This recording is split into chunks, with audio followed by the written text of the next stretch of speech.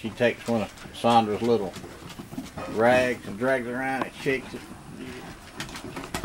Boy, caught a back leg across the head.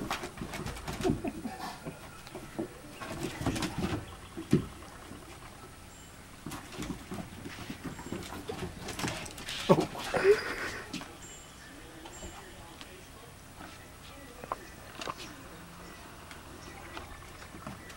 We took her up to the vet yesterday.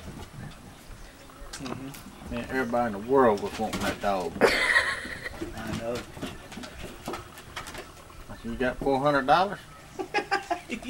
You better not sell her for no $400. Not as much time as we took to get that thing. I was like, Sandra will turn around and smack me.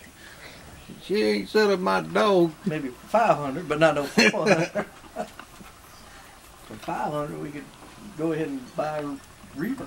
You know, for $1,000. Yeah. Come here, Bruno.